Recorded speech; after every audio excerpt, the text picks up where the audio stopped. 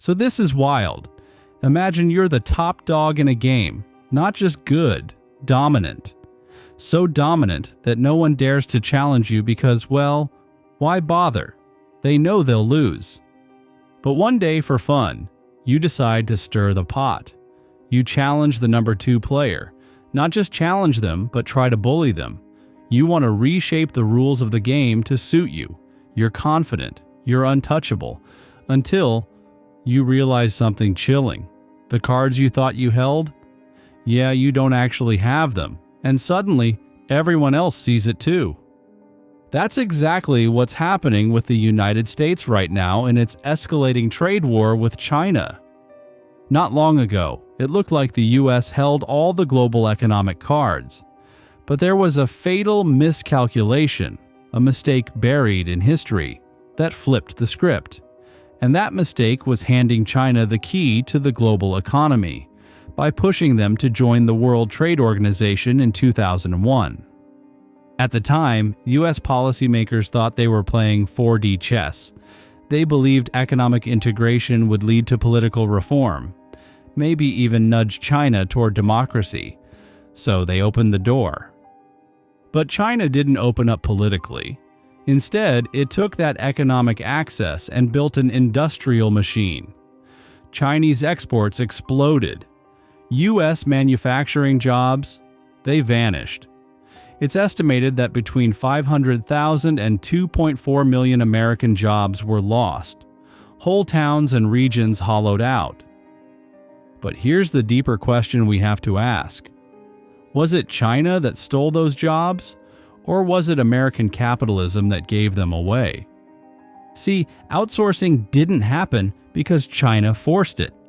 It happened because American corporations, driven by profit margins and shareholder value, chose cheaper labor, fewer regulations, and higher returns.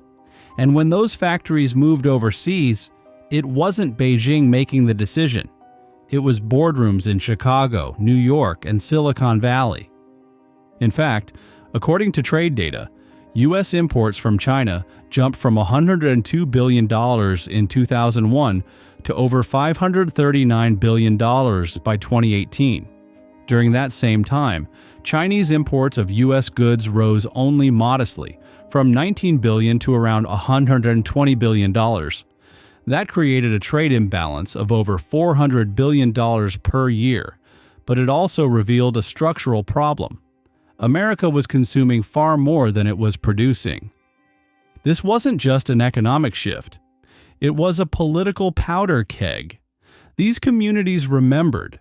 And when Donald Trump showed up in 2016 talking about bringing those jobs back, those people voted. But let's be real. Can those jobs ever truly come back? Maybe the factories can return, but the jobs? Not likely. Automation has changed the game. Even if manufacturing is reshored, robots will be doing most of the work. It's a bitter truth. Still, China's entry into the WTO caused ripple effects. The U.S. trade deficit with China ballooned.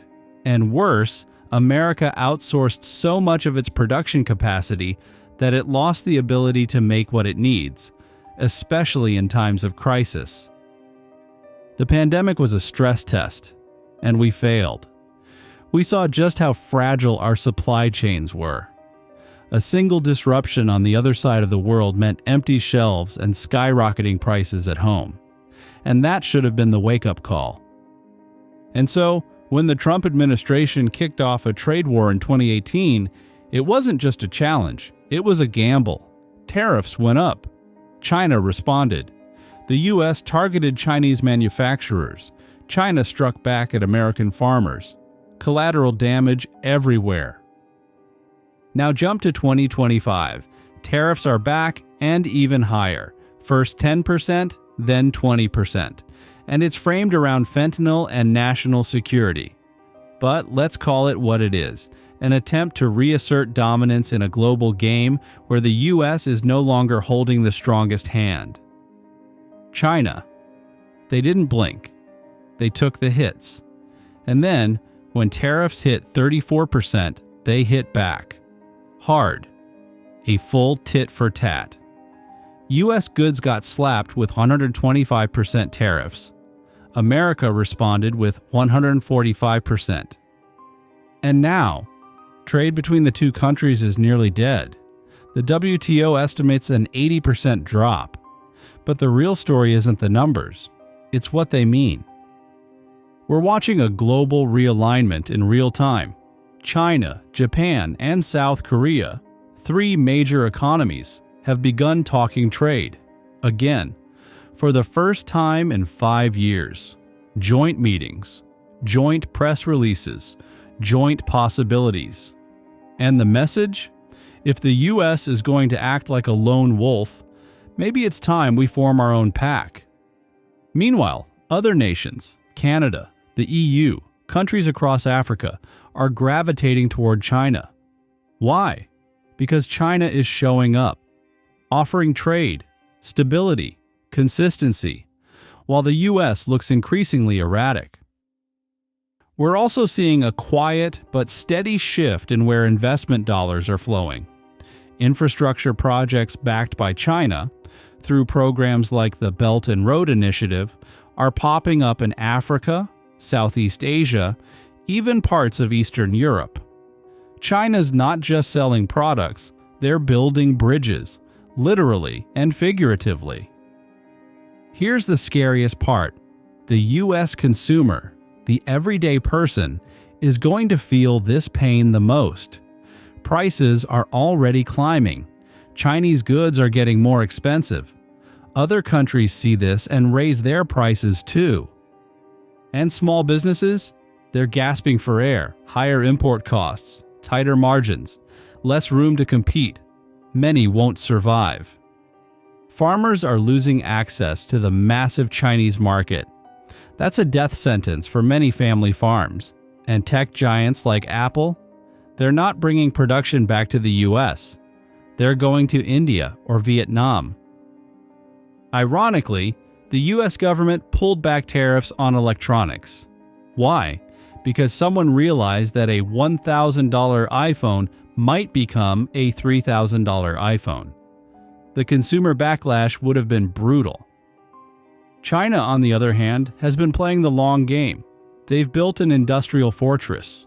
They dominate solar panels, rare earth metals, electric vehicle components. Their grip on these global supply chains is tight. And don't forget, China is the largest trading partner for much of Africa. They've also been expanding influence in Latin America and Southeast Asia. When the US pulled back, China stepped in. Now let's talk numbers. In 2018, the US accounted for nearly 20% of China's exports. By 2023, just 12.8%. China's total exports grew, but exports to the US dropped. They diversified. Meanwhile, US dependence on China for imports remains dangerously high. What happens next? More inflation, more supply chain disruptions. US companies will wait it out, hoping for a new administration. They won't bring back jobs, and if they do, it'll be automation heavy. And there's a deeper cultural shift happening. Countries that used to look up to the US as the symbol of economic freedom are now rethinking. They're watching China's consistency and the US's volatility and starting to question, who's really the more reliable partner? The truth? America is looking more like a consumer nation than a producer one. Manufacturing has been hollowed out, and the US is starting to look unreliable on the global stage. So, who wins this trade war? Not the US consumer, not the US farmer, not the small business owner. China?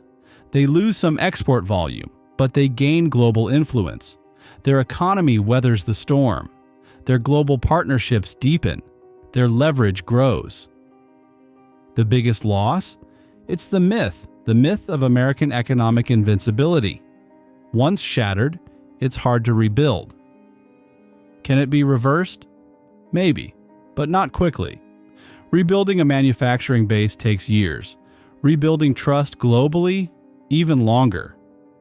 So here's the question: will cooler heads prevail? Or are we on the brink of something more dangerous than tariffs, something that might turn geopolitical or even military? Let's hope not. Thanks for watching.